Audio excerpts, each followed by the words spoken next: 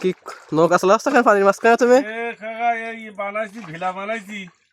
কি হবে? ভিলা ঘেরে কাজ করার জন্য এই আইসি কলা গাছে 3 ডিগ্রি বউ খেয়েছে, কেটে দিতে হবে।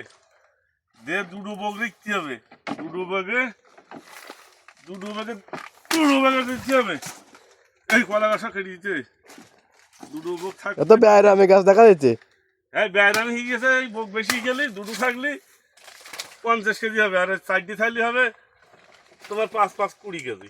বলি কলা আরো ভালো হবে, দুটো বগ দিতে হবে আর সব গাছ কেটে দিতে হবে। তো মাছে খাবে না কেটে? মাছে দিলে হ্যাঁ মাছে সব খেয়ে ফেলতে হবে, কেটে কেটে মাছের দেয় না, সব মাছে দেবো।